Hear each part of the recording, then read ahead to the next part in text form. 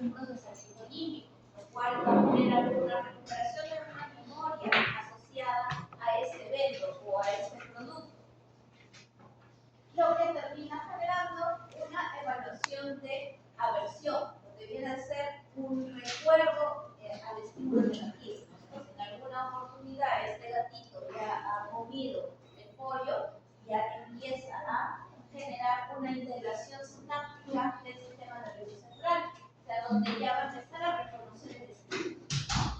Y esto va a generar una modulación dopaminérgica, una regulación sociológica. En este caso va a generar una modulación dopaminérgica, va a activar el paciente. ¿De qué manera? Activándose la red de comunicación neuronal, en la cual las neuronas empiezan a unir o generar algún tipo de efecto a través de los neurotransmisores, ¿no? Lo cual termina en una respuesta conductual diferente. O sea, en este caso, o va a evitar, va a tener una evitación o un rechazo motor. En este caso, ¿qué va a hacer el gato? Su acción va a ser agarrarlo, ¿no? O sea, generar un efecto a nivel motor, en el cual va a estirar y va a jalar el cuerpo. Muy bien. Como resultado del aprendizaje del día de hoy, el estudiante va a tener la capacidad de conocer y comprender la importancia de los efectos de los diversos fármacos en el sistema nervioso central. ¿Ya? Bueno, estos son los temas que vamos a ver, ¿no? Receptores, efectos en el sistema nervioso central, neurotransmisores, fármacos y receptores y la clasificación de fármacos y cómo actúan en el sistema nervioso central. Muy bien, empecemos con la parte introductoria. Ya, la semana pasada habíamos recordado cómo se dividía el sistema nervioso, ¿no? Se dividía el sistema nervioso periférico y central. Ahora, la semana pasada hablamos del sistema nervioso periférico y ahora vamos a hablar del sistema nervioso central, ¿ya? ¿Cómo se divide el sistema nervioso central?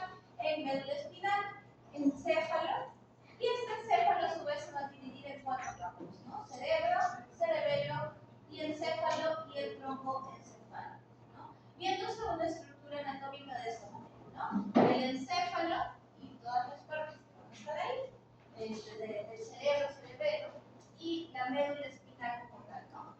Toda esta es la parte troncal de lo que debería ser el sistema nervioso central, y para comunicarse con el periférico va a haber lo que sería la inervación eferente y aferente. Bueno, ahora hablemos de receptores, ¿no? ¿Qué receptores vamos a observar en el sistema nervioso central, ¿no? Dentro de lo que sería una clasificación, ya por su morfología o por lo que contiene químicamente, vamos a observar que tenemos los receptores de aminoácidos excitatorios, ¿no? Donde están incluidos el glutamato y el aspartato, ¿ya?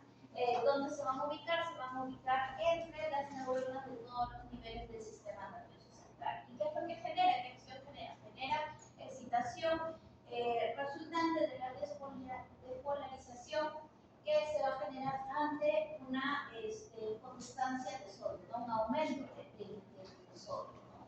Y otros cationes. Los aminoácidos inhibitorios, ¿ya? Por excelencia van a ser GABA y glicina, ¿ya? En este caso, el GABA se va a encontrar principalmente a nivel de las interneuronas supraespinales y en las células gliales, ¿ya? Y la glicina va a estar entre las interneuronas espinales, ¿ya? ¿Cuál es su efecto? Va a generar la inhibición a través de la hiperpolarización de la membrana producida por el aumento de la conductancia del cloro, ¿ya? Entonces lo que va a ingresar a la célula va a ser el cloro. En cambio, los excitatorios, lo que va a haber mayor ingreso es el sodio, ¿no? Los ésteres de colina, como la acetilcolina, se encuentran principalmente en los nervios colinérgicos, que van a estar presentes en todos los niveles del cerebro, ¿ya? Y en la médula espinal, ¿ya? Sobre todo los que van a generar la conductancia motoneuronal, ¿no? O sea, todo lo que es el sistema esquelético, ¿ya? Vamos a encontrar bastante de lo que es acetilcolina, ¿ya? Como funciones principales tiene el sistema nervioso periférico, como en el sistema nervioso periférico vamos a ver la excitación, ¿no? Que va a resultar de la despolarización de la membrana postsináptica. Estos receptores postsinápticos pueden ser tanto bucarínicos como nicotínicos, ¿no? O sea, la acetilcolina va a activar a cualquiera de estos dos receptores, ¿ya? En estas funciones vamos a ver principalmente de la musculatura esquelética, ¿no? Control motor. Luego hablamos de las monoaminas. Dentro de las monoaminas tenemos a la noradrenalina, a la adrenalina, a la dopamina y la 5-hidroxiglutamaina. En el caso de la noradrenalina lo vamos a encontrar en todo el sistema nervioso central. Como función principal vamos a ver que a nivel del sistema nervioso periférico el neurotransmisor liberado va a actuar sobre estos adrenoreceptores, ¿ya? Tanto los alfa como los beta, ¿no? Y hemos hablado de ellos la semana pasada, ¿ya? A nivel tanto de la membrana presináptica como la postsináptica. Dentro de sus funciones vamos a ver que controla la presión arterial, controla también lo que es la conducta, el despertar del animal, la actividad motora y la regulación de la temperatura corporal, ¿ya? Con referente a la adrenalina, lo vamos a observar en el cerebro medio, en el tronco cerebral hasta el diencéfalo, ¿ya? Y sus funciones como tal son poco definidas, pero principalmente están enfocados a actividades excitatorias, ¿ya? La dopamina en todos los niveles del sistema nervioso central, ¿no? En conexiones tanto cortas, medianas como largas. ¿Qué receptores va a estimular a nivel postsináptico? Se clasifican en dopaminérgico 1, dopaminérgico 2, 3, 4 y 5, ¿no? Principalmente lo que nosotros vamos a estudiar más son dopaminérgico 1, 2 y 3, ¿ya? Las funciones específicas van dirigidas a lo que sería la regulación de la conducta, ¿no? En nuestros pacientes, actividad motora, secreción de prolactina y el control del vómito, ¿no? Principalmente hablando de los dopaminérgicos 2, ¿no? En veterinaria, la mayoría de nuestros antieméticos, ¿no? Regulan este receptor. Con referente a la 5-hidroxivitamina, se encuentra en el cerebro medio, en el hipós y en todos los niveles de la glándula pineal, ¿ya? Básicamente involucra lo que sería la regulación del sueño, percepción sensorial, regulación de la temperatura y también de la conducta. Entonces, dentro de los tipos de receptores, ya recuerdo que la semana pasada vimos que existen 4 tipos de receptores. En el sistema nervioso central principalmente vamos a ver esos 2 tipos, ¿no? Los mionotrópicos y los megabotrópicos, ¿ya? Los otros tipos de receptores no van a tomar parte importante de las funciones en el sistema nervioso central. Entonces, cuando hablamos de los mionotrópicos, recordad que hablamos de aquellos receptores que van a tener una apertura directa de los canales, ¿ya? Entonces, básicamente son vías directas de los anestésicos, los anticonvulsivos y los sedantes, ¿ya? Cuando hablamos del sistema nervioso central, principalmente estamos hablando de todos aquellos fármacos que van a generar tanto efectos anestésicos, sedantes, tranquilizantes, así como modificadores de conducta y de la misma manera lo que vendría a ser modulación del dolor, ¿ya? Entonces, vamos a observar que principalmente estos receptores mionotrópicos son los receptores GABA, los glutamato y los nicotínicos. Cuando hablamos de los megabotrópicos, tenemos aquellos que van a regular la intensidad, en este caso, de la analgesia y la sedación, ¿ya? Básicamente ver un poco estos receptores van a modular lo que vendría a ser la profundidad dentro de lo que hablamos de la sedación, ¿ya? O sea, conocidos también como TIC, ¿no? Estos receptores van a estar ligados a proteínas que van a activar ciertos sistemas que van a terminar conllevando al efecto que esperamos, ¿no? ¿Qué receptores están involucrados aquí? Los adrenérgicos, principalmente los alfa-2, que es con lo que nosotros vamos a regular la segregación de la dopamina, de la norepinefrina, los opioides, ¿ya? Tanto mu, kappa como delta, principalmente mu, en lo que vendría a ser la mayoría de los procesos mamíferos, ¿ya? En reptiles y en aves, sí, principalmente el gamma, ¿ya? O sea, igual nosotros también podemos modificar lo que es la regulación del dolor con capas, o sea, también dentro de los fármacos que utilizamos puede generar agonismo, pero mayormente vamos a ver la presencia de mayores receptores kappa en especies tanto de aves como reptiles, ¿no? Las demás especies de mamíferos, principalmente es el mismo, ¿ya? Y bueno, los muscarínicos, de los muscarínicos 1, 2, 3, 4 y 5, ¿ya? Que también me van a ayudar a regular lo que serían los efectos de parasimpáticos, ¿ya? Muy bien, entonces, hablemos ahora de los efectos que se van a dar en el sistema nervioso central, ¿ya? Recordar que tenemos, va a existir lo que es un efecto excitatorio y un efecto de inhibición, ¿no? Principalmente, ¿quiénes nos van a generar? ¿Qué neurotransmisores nos van a generar los efectos de excitación? Los glutamatos, ¿ya? El ácido glutamato. Y los de inhibición, el GABA, ¿ya? Neurotransmisor GABA. Entonces, ambos van a generar ese equilibrio, ¿no? ¿Se acuerdan cuando hablábamos un poco de los equilibrios? ¿Ya? Entonces, el equilibrio lo van a dar ambos tipos de neurotransmisores, ¿no? Para que no, el paciente no está ni muy excitado ni muy inhibido, ¿no? Se encuentra en un término adecuado. Entonces, cuando tenemos la producción de glutamato, ¿no? Estos neurotransmisores van a generar la sinapsis excitatoria. Y cuando tenemos mayor segregación del GABA, que va a estimular a los receptores que se llaman GABA, van a generar lo que sería la inhibición sináptica. Entonces, vamos a hablar ahorita de lo que sería la excitación mediada por el glutamato, ¿ya?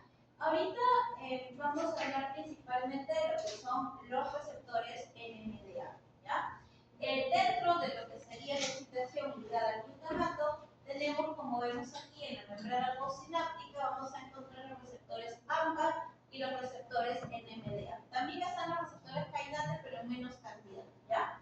Principalmente estos dos, ¿no? Porque si comparo un poco los receptores kainate con los AMPA tienen un diámetro un poco mayor a diferencia de kainate, ¿ya? Por eso el gráfico no está, ¿ya? Y los receptores NMDA tienen un mayor diámetro incluso que el receptor AMPA, pero ¿qué es lo que los diferencia? Que el receptor NMDA está bloqueado por una molécula de magnesio. Entonces, ¿qué sucede? Cuando hay una estimulación de los receptores de glutamato que van a unirse a los sitios de acción de ambos receptores, van a generar ingreso ¿quién? Sodio, ¿no es cierto? Va a haber un ingreso de sodio, principalmente en el receptor AMPA, porque no van a poder ingresar por el receptor NMDA, ya que está bloqueado por el magnesio. Pero esto que genera va a generar un cambio en la polaridad de la membrana postsináptica, ¿no? Lo vamos a volver positivo. Y este cambio, ya, este cambio a nivel de la membrana postsináptica va a generar que este magnesio se vaya, ¿ya? Entonces, al irse va a quedar libre ese canal, ¿no es cierto? Y al tener un mayor diámetro ese canal, no solamente va a poder ingresar sodio, sino también ¿quién va a ingresar? Calcio, ¿no? Y va a generar efectos de activación, ¿no es cierto? Porque el calcio nos va a ayudar con lo que son movilidad, por ejemplo, de los músculos, ¿no? Y va a haber una mayor excitación del paciente, ¿no? Incluso, ¿no? Ante eventos dolorosos se va a generar también segregación del glutamato, que es el que va a activar, digamos, el sistema nervioso central para poder verse que está en una situación de peligro. Porque recordemos que el dolor es un estímulo en el cual genera que el paciente trate de buscar mecanismos para salvaguardar su vida, ¿no? El dolor es eso, ¿ya? Son mecanismos de compensación. Ahora, el sistema de inhibición mediado por GABA lo que va a generar es, a través de la glutamina y el glutamato, generar lo que es el GABA, ¿ya? Ahora, una vez que empieza a segregarse GABA, se pone en una vesícula que va a ayudar a transportarlos a la membrana presináptica y liberarlos en el espacio entre neuronas, ¿no? Para que en la neurona postsináptica ya pueda llegar a ir al sitio de acción de su receptor GABA principalmente, ¿ya? Pero cuando tenemos todo este proceso, ¿ya? Va a empezar a haber un aumento del ingreso de potasio, ¿no? esto va a hacer que activemos los canales de calcio.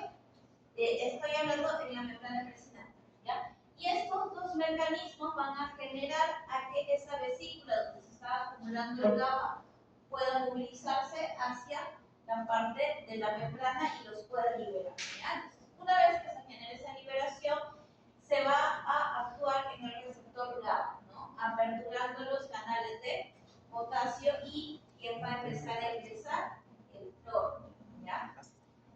Entonces, bueno, ya, aquí generamos justo lo que les acabo de decir, lo que está pasando, ¿no? O sea, el GABA se posa en el receptor, empieza a haber liberación de sodio, de potasio, y el cloro va a empezar a entrar por el receptor GABA, ¿ya?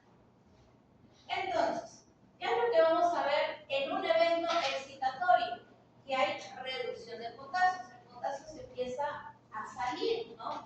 ¿Por qué? Porque empieza a ingresar sodio, ¿ya? Y esto va a generar que haya un aumento del calcio, que haya un aumento de la estimulación del fosfato, y que haya un aumento de las cascadas de la AMP cíclico, ¿no? Para generar eventos excitatorios, ¿ya?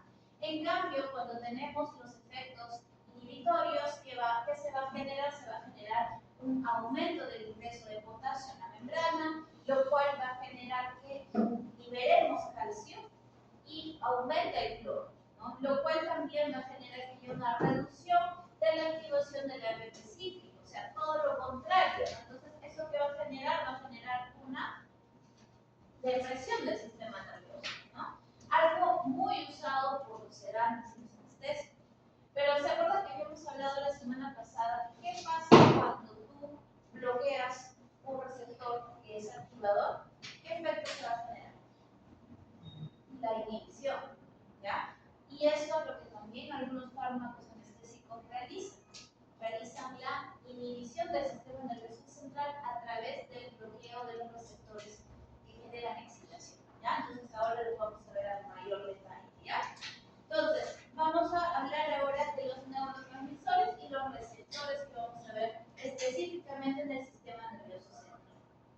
Entonces, acá tenemos un gato, ¿ya? Entonces, ¿qué neurotransmisores se generan en este gato? Tenemos aquí el acetilcolina, el GABA, los opioides, la serotonina, la histamina, el glutamato, la glicina, la dopamina y la norepinefrina, ¿ya? Todos estos neurotransmisores son los que principalmente vamos a ver que se segregan o que se empiezan a estimular o a producir cuando tenemos algún tipo de evento, ya sea excitatorio o inducido para el sueño, o cuando tenemos un sueño natural, ¿ya? Entonces, tenemos dentro de estos neurotransmisores van a actuar sobre, ¿no? Lo que vendría a ser los opioides sobre los receptores MU, ¿ya?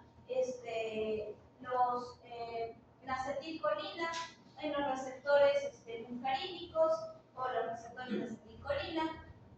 Tenemos al GABA, ¿ya? Que va a actuar principalmente en el GABA, la norepinefrina, que va a verse ligado a los alfa-2 agonistas, ¿ya?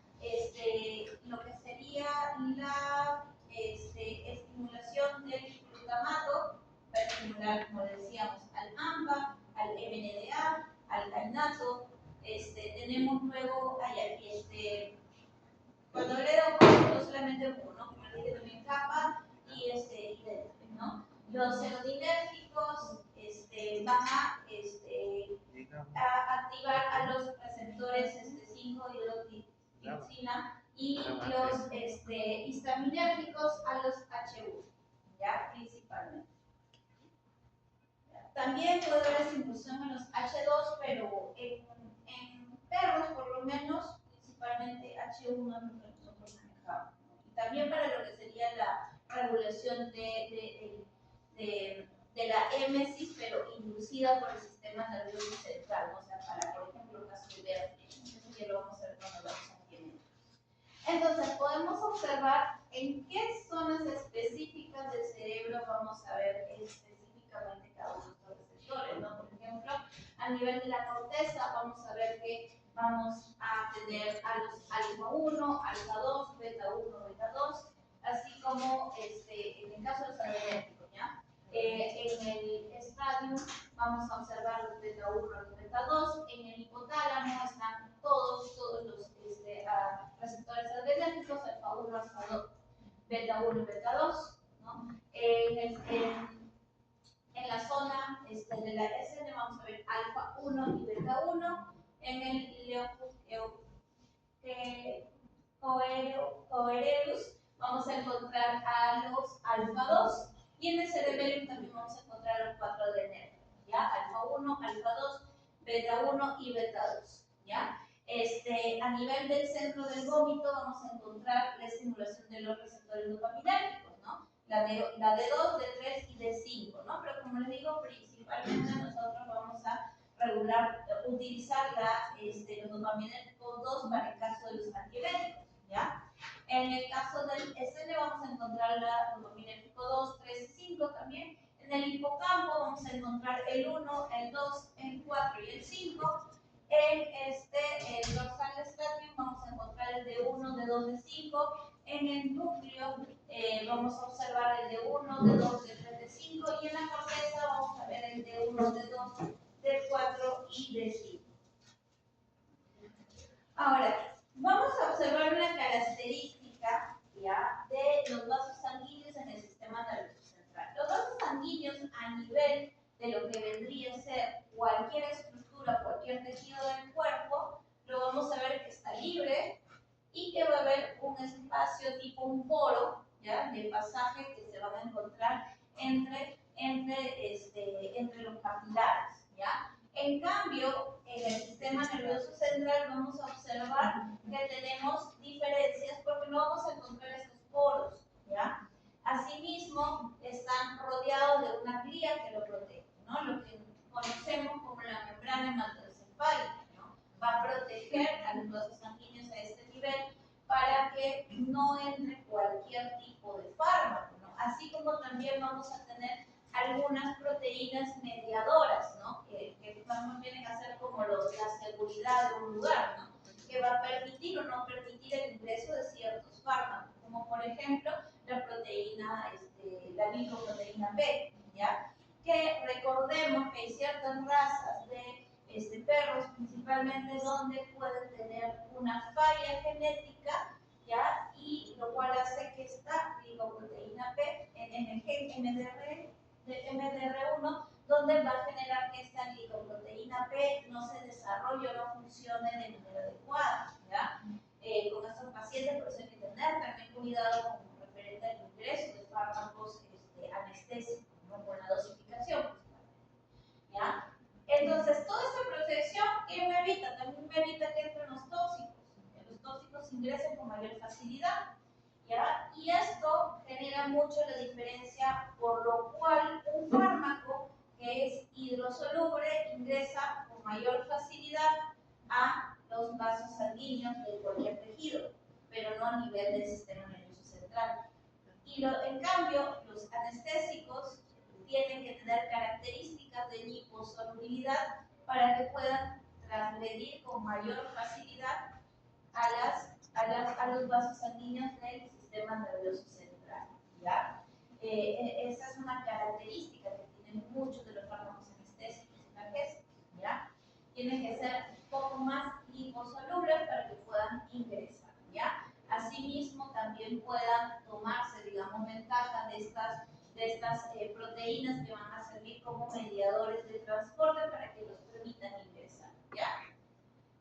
Entonces, importante, la penetración de los fármacos que tengan que ser liposolubles, que sean libres, o sea, no unidas a proteínas plasmáticas y no ionizadas, ¿ya? Entonces, tener bastante cuidado principalmente con neonatos, ¿ya? Neonatos y en casos de inflamación, ¿no? En el caso de neonatos, ¿cuál es el problema? Que esta barrera todavía no está bien estructurada, ¿ya? Lo cual permite que ingrese con mayor facilidad cualquier fármaco. Entonces, en lo cual tenemos que tener mucho cuidado con el tema de las dosis. Y en el caso de inflamación, al haber un proceso inflamatorio, ¿qué cantidad de líquido, ¿no? Y esto genera un poco presión a nivel del vaso sanguíneo, lo cual puede generar que donde no hay poros pueda haber cierta cantidad de separación, ¿no? No genera un poro como tal. Aparte, al haber inflamación va a haber mayor cantidad de líquido, entonces podría entrar alguna solución que sea hidrosoluble con mayor facilidad, ¿ya? Entonces, esas características, esos detalles tenemos que tener en cuenta. No sé si tengo, por ejemplo, un paciente con TEC, que es traumatismo encefalocraniano, tengo que tener mucho cuidado con la dosificación de los fármacos anestésicos, porque podrían ingresar con mayor facilidad y eso quiere decir que se convertirían en fármacos más potentes. Entonces, ¿qué debo hacer con la dosis? ¿La subo o la bajo? La bajo, ¿no? Tendría que bajar la dosis, porque al tener mayor facilidad de ingreso se volvería más potente.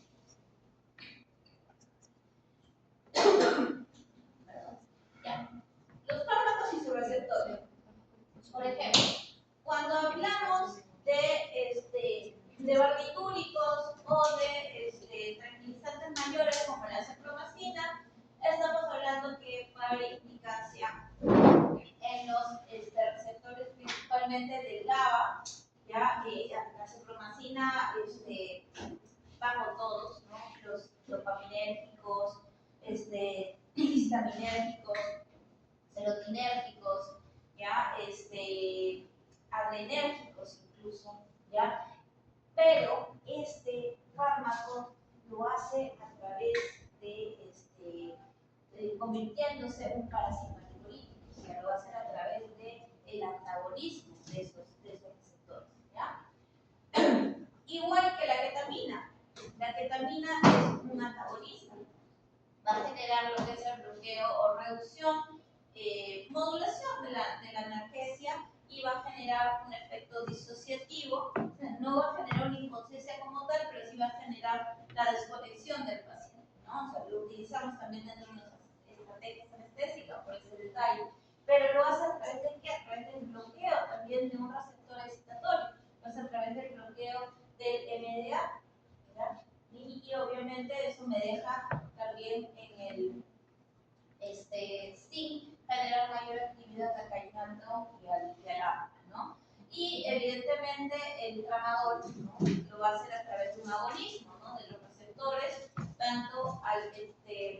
tanto mu, kappa y bueno, teniendo en cuenta que incluso hay algunos opioides que van a generar agonismo y antagonismo a la vez, ¿ya? Y eso lo vamos a ver cuando veamos la parte de opioides. Ahora, aquí tenemos, por ejemplo,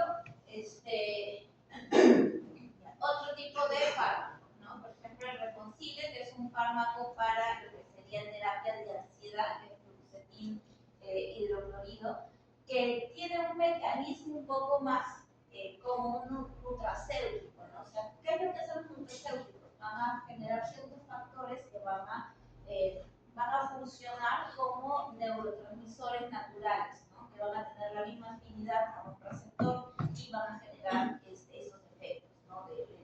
De reducción de ansiedad, de lo que vendría a ser tranquilización, ¿no? Como un sedante sin dejar de generar conciencia en los pacientes, ¿ya?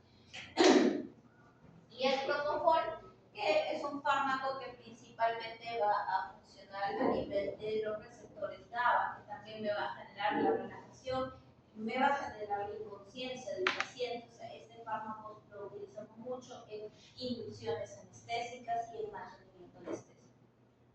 Entonces, clasificación de los fármacos y dónde actúan en el sistema nervioso central.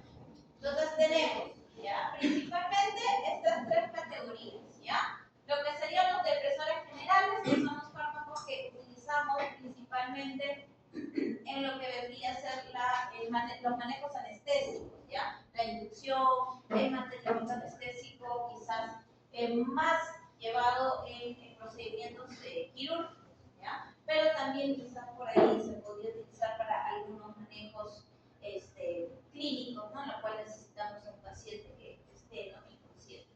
Los depresores selectivos ya son aquellos que van a generarnos ciertos ciertos efectos donde quizás no buscamos específicamente la pérdida de la conciencia del paciente, ¿no? Simplemente una relajación, una tranquilización, incluso, ¿no? Una inmovilización, ¿no? Moderada, para poder hacer algún tipo de manejo clínico, ¿no? O de diagnóstico. Aquí tenemos los anticonvulsivantes, ¿no? Donde no buscamos específicamente generar la inconsciencia del paciente, pero sí buscamos generar una inactivación del sistema nervioso central para evitar que estos efectos o esta conductancia siga generando excitación en los sectores excitatorios, ¿no? Luego, lo que sería los sedantes y tranquilizantes, ¿no? La silacina es un ejemplo, ya, que me va a generar ambos efectos, ¿no? Un efecto de sedación, que viene a ser muy similar a un sueño, pero sin llegar a un sueño. O sea, no lo llegamos a generarle conciencia al paciente, pero el paciente va a estar bastante tranquilo, quizás para hacer alguna sutura, colocar algún tipo de vendaje, ¿no? Como Robert Jones, una fractura, ¿no? En la cual estos pacientes van a estar tan relajados y tan tranquilos que se van a permitir manejar, ¿ya? Y bueno, los opioides, que principalmente su función es ser moduladores de las analgesias, o sea, generar analgesia, y también pueden generar ciertos efectos de sedación, ¿no? No son sedantes como tal, pero pueden estimular a la sedación, y cuando los asociamos entre ellos tenemos un beneficio quizás sinérgico que nos lo aprovechamos mucho, ¿no? Por ejemplo, en MPAs, ¿no? Que son las medicaciones anestésicas, ya para llevar a un paciente a una anestesia general, ¿ya? Y los estimulantes generales, que más bien son todo lo contrario, ¿no? Son fármacos que no antagonistas, sino son fármacos que me van a generar la excitación del sistema nervioso central cuando quizás tenemos un paciente que está teniendo pérdida de funciones vitales de manera propia, ¿no?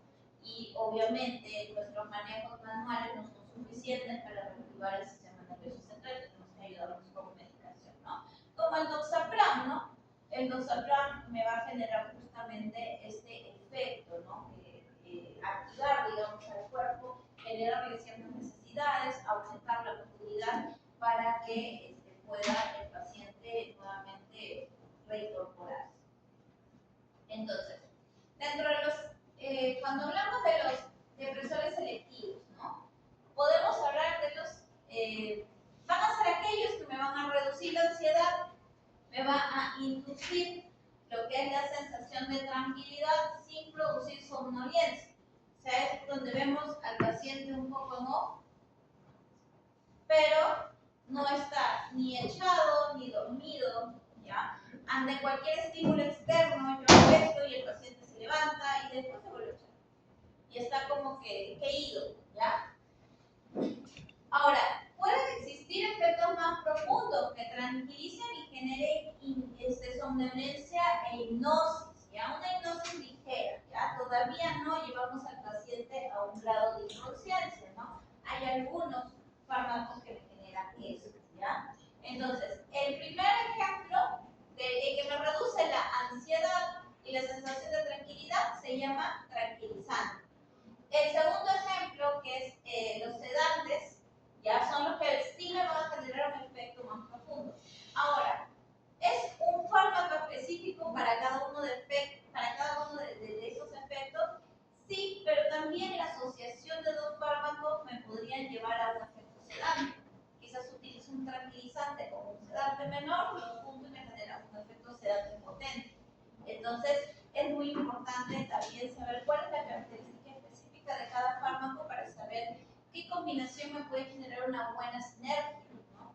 Y algo muy importante para lo cual quiero partir, y eso tiene que ser una premisa que ustedes tienen que llevarse en anestesiología, es que es sumamente importante tener en cuenta que mientras mejores y mayores combinaciones tengas, va a generar que la dosificación reduzca y evidentemente, ¿cuál es el beneficio de esto? Menos efectos secundarios, ¿ya? Mientras menos dosis sea el fármaco, obviamente estamos más lejos de los efectos adversos, ¿no es cierto? Pero también estamos más lejos del efecto terapéutico. Pero ¿cómo lo ayudamos? Con otro fármaco, ¿ya? Entonces, es importante saber qué podemos combinar para reducir la dosis y generar tanto el efecto que buscamos como la reducción de los efectos adversos, ¿ya? Por eso que a veces incluso, ¿no? Cuando no hay mucho conocimiento de este punto de anestesiología, no sé si les ha comentado yo anestesia, entonces pasa, ¿no? Que cuando uno conversa con colegas a veces te dicen, ¿no? Ay, doctora, pero muchos fármacos no les hacen daño, o lo mismo propietarios, ¿no? Que no conocen de ellos, dicen, ay, pero mezclar tantos fármacos no les peor, no les hace daño. O sea, no, por lo contrario, ¿no? O sea, estoy utilizando lo mejor de cada mecanismo para generar el efecto que espero y evidentemente reduzco los efectos adversos. A pesar de que quizás hago combinaciones de muchos fármacos, no estoy necesariamente haciendo trabajar más el hígado, ¿no? Porque quizás utilizo combinaciones de fármacos que específicamente son un medio de metabolización. Si bien puede ser en el hígado, utilizan menos procesos de metabolización. Entonces, más bien luego trabajar menos, ¿no? Entonces, esas ventajas son las que yo debo considerar de por qué utilizo tantos fármacos y combino tantos fármacos, ¿ya? Y justo es eso, ¿no? La neuroleptoanalgesia es el efecto sedante profundo y analgésico, que no se va a generar con un solo fármaco, sino se genera con una combinación, principalmente de tranquilizantes y opioides, o también puede ser sedantes y opioides, ¿ya? Pero va a buscar justamente eso, ¿no? Esa sinergia. Sí. Sí, ¿qué tan viable es que a través de esas combinaciones que usted menciona se pueda sostener el efecto que yo busco en tiempo, que se pueda sostener en el tiempo? Que ahí tenemos un detalle. El tiempo que tú vas a generar para sostener un efecto va a depender de los efectos de cada fármaco, ¿no? Un ejemplo, yo uso un alfa-2 agonista, lo combino con un benzodiazepínico y lo combino con un opioide. Más o menos esa neuroleptoanalgesia de 3 fármacos, ya, vamos a decir dexmedetomidina, con midazolam y apotorfanol, ya, que me va a generar un efecto prolongado, quizás no tan profundo a nivel, no me va a modular la analgesia tanto, pero si yo lo que busco, por ejemplo, es hacer una sutura, ¿no? Quizás muy compleja, me puede servir esta estrategia que te acabo de mencionar. Y más o menos me va a durar lo que es el efecto sedante unos 30 minutos, ya aproximadamente, suficiente como para hacer quizás una resolución, un perro mordido, ¿no? Ya, quizás por ahí podemos solucionar lo que es una sutura bien hecha, con una analgesia adecuada, al menos para el proceso de lo que es la sutura como tal, ¿no? Incluso el efecto analgésico que me genera ese opioide me puede durar hasta 2 horas, ¿ya? Entonces, para ese tipo de manejo me funciona bien. Quizás si yo lo que voy a hacer es una cistotomía, ¿ya? Yo utilizo esa estrategia que te acabo de indicar. Eso no me va a generar, obviamente, pues el efecto que en tiempo y en potencia de analgesia como para llevarlo toda la cirugía. Entonces, en esos casos, esa estrategia que te acabo de dar se convertiría en la medicación preanestésica y en todo ese proceso anestésico. Entonces, a eso yo le agrego un anestésico que me va a generar el sueño, o sea, por ejemplo, un propofol, ya, o un isoflurano, ¿no? Que ya me va a generar la hipnosis del paciente. ¿Ya? Entonces, ahí obviamente necesito combinar los 3 primeros con un hipnótico, ¿ya? Para poder generar el efecto, tanto en tiempo, que obviamente lo voy a hacer mediante un mantenimiento anestésico, o sea, el mismo hipnótico lo voy colocando de manera persistente en todo lo que me dura la cirugía, ¿no? Aproximadamente 1 hora, 1 hora y 20, dependiendo de lo que haya que hacer, ¿ya? Entonces, va a depender mucho de eso, ¿ya? De los efectos. Fármacos que quizás yo lo pongo y espero que le pase su efecto, un barbitúrico, ¿no? Que no, quizás no lo mantengo como tal, ¿no? Pero ya vamos a, cuando veamos los barbitúricos, tienen sus cositas que no son tan bonitas. Ahí me fui, ya, sí. Entonces, cuando hablamos de tranquilizantes, estamos hablando que va a haber una depresión del sistema nervioso central sin hipnosis. O sea, el paciente está consciente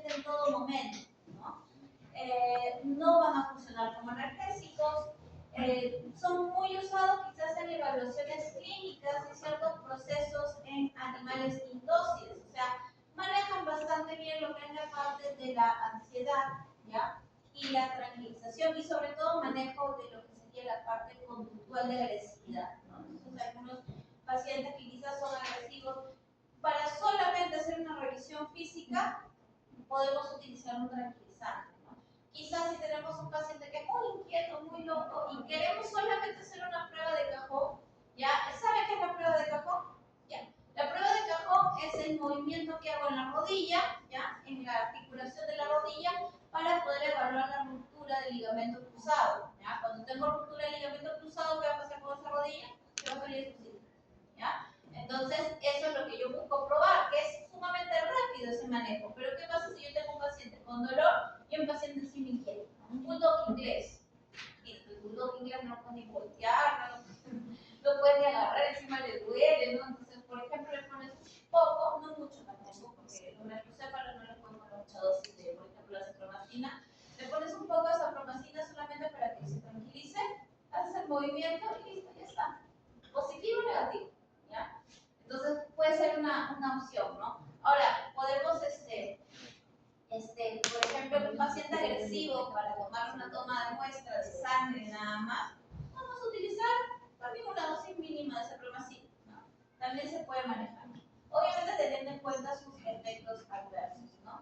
Si en tranquilizantes, por ejemplo, la silacina, los alfa-2 agonistas, van a generarle también un efecto tranquilizante, pero su efecto como tal llega a generar también sedación, ¿ya? Entonces, si queremos buscar una sedación mayor, podríamos usar una silacina, ¿ya? O una dexmedetomidina o una medetomidina, ¿ya? Entonces, también va a depender mucho de eso. Me genera un buen margen de tranquilización los alfa-2 agonistas, ¿ya? En el caso de el budorfanol, ¿ya? El budorfanol, por ejemplo, es un opioide, ¿ya? Es un opioide que, si bien me va a generar analgesia, ¿ya? Este es un opioide de los que les digo que es agonista-antagonista. Entonces, me va a agonizar a los receptores kappa y me va a antagonizar a los receptores mu, lo cual hace que quizás su potencia analgésica no sea tan fuerte, ¿ya? ¿Por qué? Porque mayor, que habíamos hablado, mayor cantidad de receptores mu hay en el cuerpo, ¿no? A nivel central, ¿no? Entonces, su potencia analgésica no va a ser tan amplia, porque va a coger algunos receptores nada más, están dispersos, digamos así, y no va a generar una analgesia tan presente. Pero sí me genera también un efecto sedante, ¿ya? No tan fuerte, pero sí al menos para generar la tranquilización en el manejo del paciente. Sí, no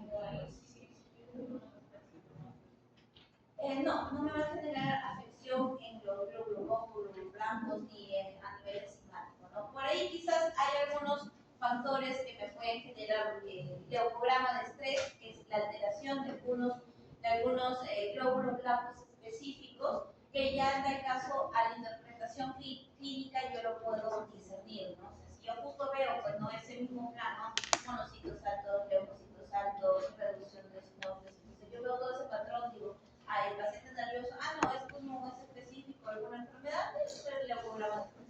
Entonces ya lo sé discernir, ¿ya? Ahora, ya, vamos a hablar primero de las fenotiacinas, ¿ya? Como te decía, las fenotiacinas, como el promacil, la cipromacina como tal, ya, es el antitodo, ¿ya? Entonces, ¿qué los hace tan buenos y tan peligrosos a la vez? Que antagonizan muchos receptores, ¿ya? Entonces, ¿qué es lo que hacen, no? Como vemos aquí, ¿no? La dopamina, por ejemplo, va a buscar su sitio específico, ¿no? Pero yo le pongo a este paciente cipromacina, ¿y qué va a hacer la cipromacina?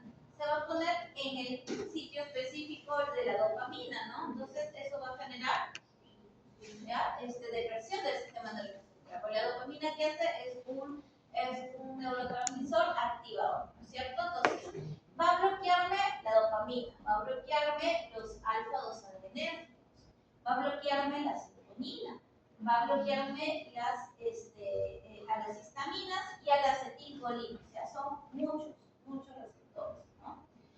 Entonces, su mecanismo de acción, como les decía, bloquear todos ellos. Entonces, tenemos un paciente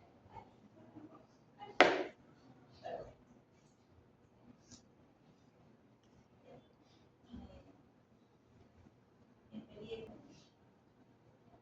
Ya. Ay, qué odio, ya. Ya está. Entonces, por ejemplo, ¿no? Tenemos un caballo. Entonces, un caballo, cuando está estresado, ¿qué pasa? Empieza a sudar. O sea, vamos a ver sudoración, ya vamos a ver un aumento en la frecuencia cardíaca, excitación o estrés, agresividad, ¿no? Todas esas circunstancias, ¿no? El paciente podemos utilizar un tranquilizante, ¿no? ¿Por qué? ¿No? Vamos a bloquear tanto adrenalina, dopamina, serotonina, acetilcolina y histamina, ¿no? Buscamos reducir la segregación de glándulas, ahí aquí me estaría ayudando el bloqueo de la acetilcolina. Reducción de frecuencia cardíaca, obviamente a través del bloqueo de la acetilcolina también voy a reducir la frecuencia cardíaca. ¿Dónde más? La adrenalina, el bloqueo de la adrenalina también me va a reducir la frecuencia cardíaca, ¿no? Así como los receptores dopaminérgicos se bloquean, también me reduce la frecuencia cardíaca. El estrés, la excitación, en los alfa-2 adrenérgicos, si yo lo bloqueo, también me va a generar este efecto de reducción de la producción de norepinefrina. Entonces también me genera la relajación, ¿ya? Y eso, por ejemplo, pacientes que son agresivos, los tranquiliza. ¿Ya? Entonces, cuando bloqueamos la dopamina, como vemos aquí, el receptor dopaminérgico, principalmente el dopaminérgico 2, ¿qué les dije acerca del dopaminérgico 2? ¿Qué más pueden hacer aparte de, obviamente, evitar que se genere el efecto excitatorio de la dopamina? ¿A quién más me van a regular? ¿Dónde también están los dedos? En el centro del vómito. ¿Ya? Entonces, si bien no es un antiemético, va a tener efectos antieméticos, ¿ya? Porque me está bloqueando ese receptor, ¿ya? Ahora, con los alfa-adrenérgicos, acá sí tenemos un detalle, ¿no? Vamos a, hablando principalmente de los alfa-2, alfa-1, ¿ya? Que es el que principalmente va a bloquear, que hay un poco más a nivel del sistema nervioso central. Entonces me va a generar efectos adversos bastante marcados a nivel de lo que es la bradicardia y la hipotensión, ¿no? La bradicardia, porque vamos a ver que va a haber un control cardíaco, o sea, se va a reducir lo que vendría a ser la motilidad cardíaca a través de la poca estimulación de los neurotransmisores adrenérgicos, ¿no? O sea, no se va a dar. Entonces va a haber vasodilatación. Y cuando tenemos un vaso dilatado, ¿qué es lo que pasa? ¿Qué es lo que le pasa al vaso sanguíneo cuando el vaso se dilata? ¿La sangre va a presionar igual o no? No, porque tiene más espacio. Entonces, al tener más espacio, presiona menos. Y eso que me genera hipotensión, ¿ya? Entonces, esa es la parte que no es bonita, ¿no? De los fenoticidios. Ahora, a nivel de los vasos sanguíneos, eso es lo que les decía, sucede esto, ¿no? Vemos que el diámetro de lo que era así, ¿ya? Y la sangre llenaba todo el diámetro, chocaba, digamos, por toda la pared, ¿ya? Se sentía una fuerza adecuada, ¿no? Pero si el vaso sanguíneo aumenta de diámetro, ya no va a sentir esa fuerza adecuada y el cuerpo lo va a traducir como que no tiene sangre, ¿ya? Y empieza a generar mecanismos de compensación, ¿ya? Uno, la taquicardia, porque va a querer que el cuerpo empiece a bombear más sangre, porque piensa que no tiene tanta sangre. Pero también, a su vez, ¿qué otro mecanismo de compensación se da cuando el cuerpo piensa que no tiene sangre? ¿A quién cierra? A los vasos periféricos, ¿no? Y cuando cierra los vasos periféricos, ¿quién es el primer órgano que se ve afectado? El riñón. No le llega tanta sangre al riñón, no le llega sangre a la piel, ahí es donde empiezas a ver que hay hipotermia. ¿Ya? Puedes incluso empezar a ver que las mucosas se empalidecen un poquito, ¿ya? Y si el riñón siente que no le llega sangre suficiente, ¿Qué es lo que hace? ¿Activa quién? Al sistema angiotensina, aldosterona, ¿y qué más? Y a la renina, ¿no? Y ellos no son tan buenos que digamos, porque generan más vasoconstricción periférica y generan todo un lío a nivel general, que lo vamos a ver cuando veamos fármacos del sistema renal, ¿ya? Pero a mí me generan más caos. O sea, me generan caos en una situación que no lo merece, pues, ¿no? Porque no estamos ante una hipovolemia, ¿no? Y esto evidentemente me genera problemas en el paciente. Entonces, hay que tener en cuenta este tipo de detalles, ¿no? Ahora, a nivel de cuando tenemos un bloqueo de la acetilcolina, vamos a ver que hay una reducción en la función motora del músculo retractor del pene. Por consiguiente, al bloquearse vamos a ver que hay una relajación de este y una producción de este, ¿ya? Entonces, vamos a observar que los pacientes machos van a tener una relajación del pene y vamos a ver una producción, ¿no? Entonces ahí también vamos a observar un poco eso, ¿no? El efecto que vamos a observar, ¿no? Porque como vemos en el músculo retractor es donde vamos a encontrar a los receptores muscarínicos. Ahora, ¿qué sucede? Yo tengo la cepromacina, me va a bloquear a la acetilcolina, los receptores colinérgicos, y esto genera justamente la relajación del músculo retractor del pene, como vemos aquí, ¿no? Entonces, al generar esta relajación, vamos a ver que ya tanto los sarcómeros ya van a ir a separarse, ¿no? A través del calcio se une la troponina y esto va a exponer a la unión de la miosina. La miosina y la actina empieza a separarse, ¿no? Lo que genera la relajación. Ahora, la cepromacina se puede utilizar como preanestésico, ¿no? Vamos a ver un poco en qué casos lo utilizamos, ¿no? Cuando lo utilizamos como preanestésico, podemos utilizarlo en caninos entre 0.02 a 0.05 miligramos por kilo, ya sea intravenosa, subcutánea o intramuscular, ¿no? Evidentemente, nos vamos a ver un efecto más rápido si lo aplicamos a nivel intravenoso. Ahora, la cepromacina también es bastante versátil, se puede también aplicar intranasal, ¿ya? Y también genera un buen efecto de absorción, ¿ya? A nivel intranasal.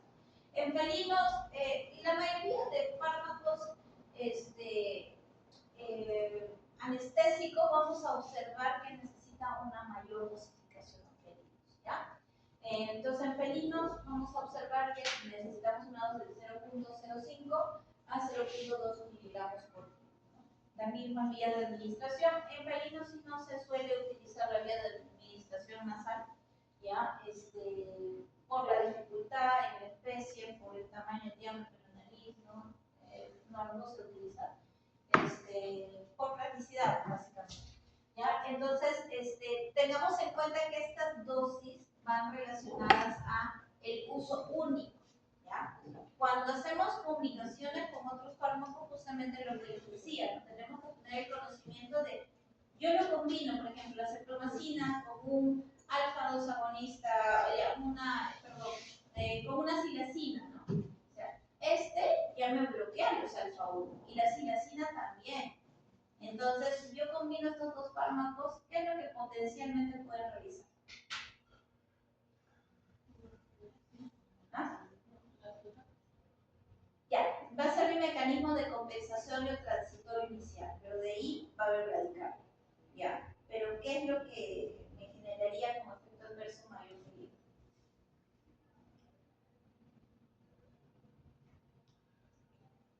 Vasodilatación, ¿y eso qué me genera? Hipotensión.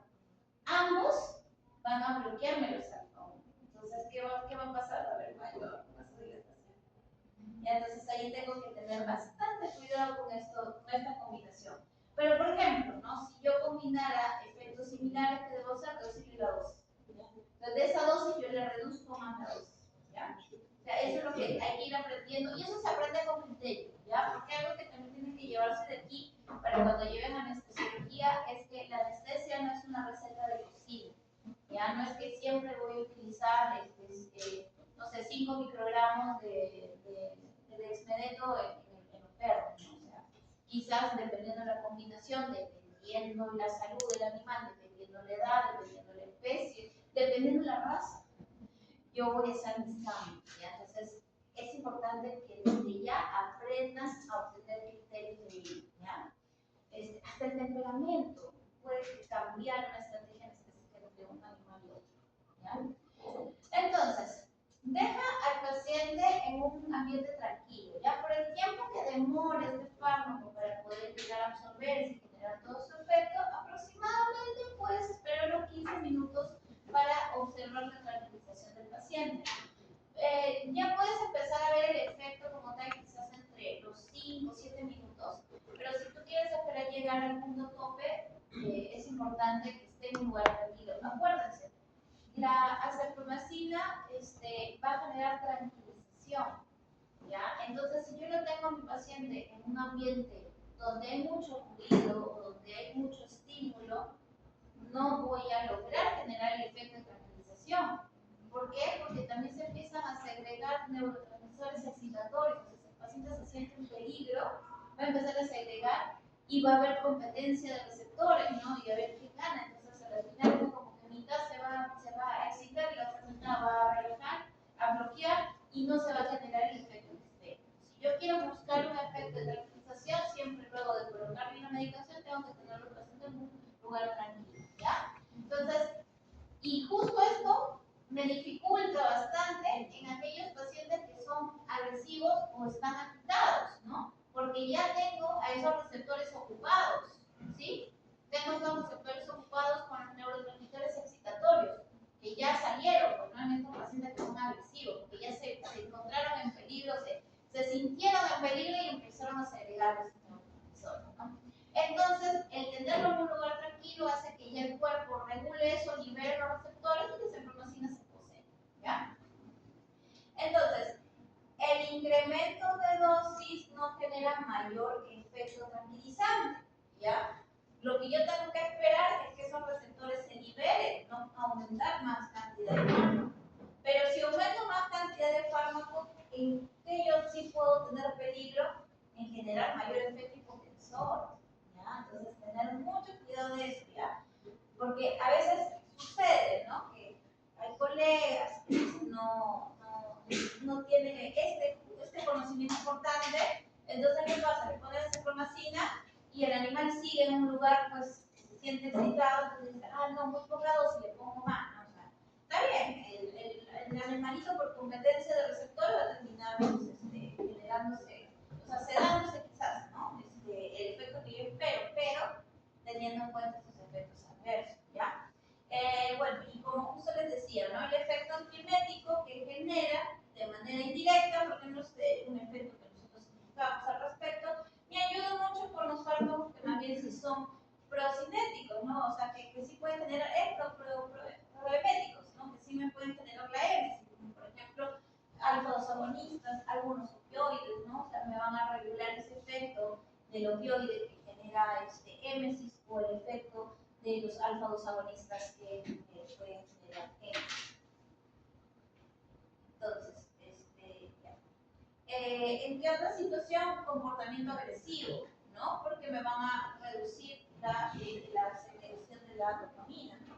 Entonces, en animales quizás de difícil manejo o en el caso de entrenamiento, ¿no? Porque como tiene la conciencia activa, entonces simplemente me va a ayudar a modular conducta, ¿no? Y a generar un aprendizaje de conducta para que el animal ya lo asocie, digamos, sin asustarse, no lo asocie como algo malo, como algo que va contra su salvaguarda, entonces el animal se permite manejar. Ahora, ¿en otros casos de transporte? ¿No? Porque evidentemente el transporte para el caballo va a ser una situación nueva y esta situación nueva va a generar obviamente excitación. Pero si yo lo llevo ya tranquilo, no lo va a asociar como algo malo, ¿no? Y algo que vamos a observar bastante, porque acá hay una imagen de la relajación, ¿no? Como vemos del músculo retractor del pene, ¿no? Entonces, a un paciente, por ejemplo aquí, ¿no? Se le coloca lo que vendría a ser la centromacina y esto va a generar un efecto, como vamos a ver, de relajación, ¿ya? De relajación y ahí te das cuenta, ya, el caballo ya entró en efecto.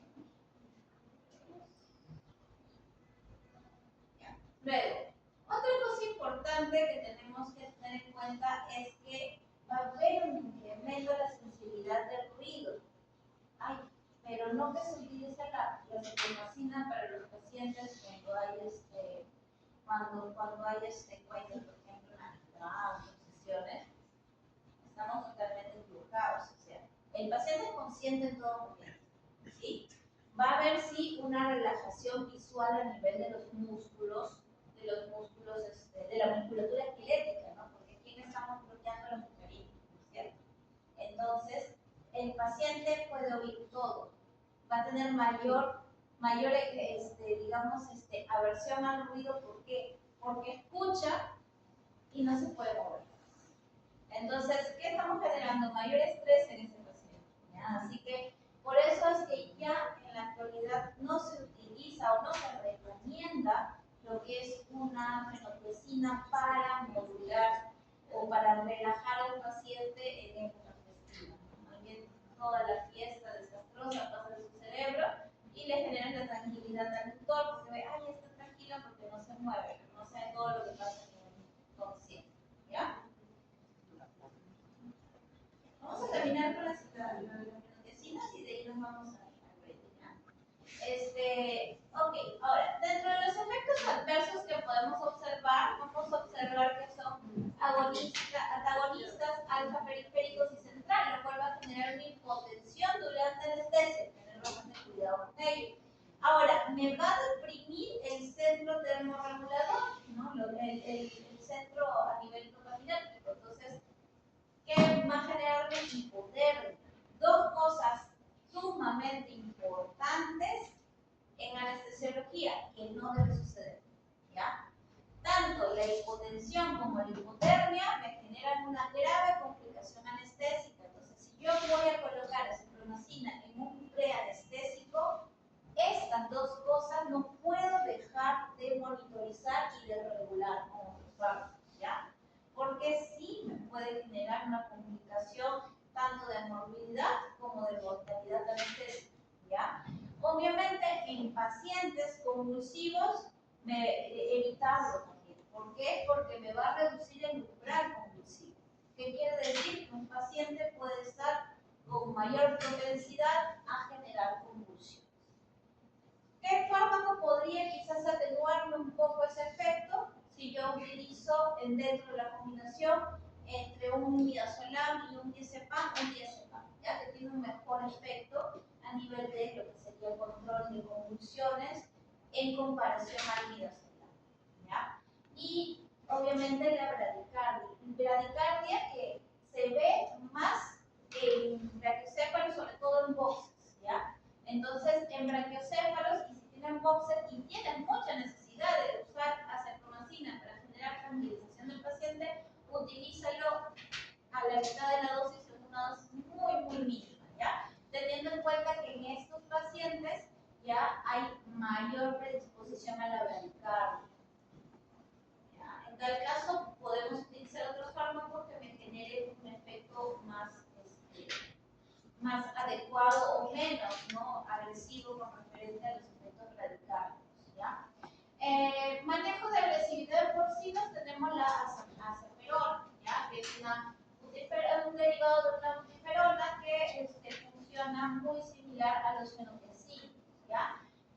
Me va a ayudar a bajar la excitación durante los partos, a reagrupación de lechones, porque como me baja la agresividad del miedo, ahí voy a regular esto, el transporte de animales, las cirugías menores y exámenes de rutina, ¿ya? En estas especies. Ahora, hablando por ejemplo, el silquene, que es un hidrolítico de proteína de leche, ¿ya? Entonces, como vemos aquí, tiene dentro de la proteína de leche utilizada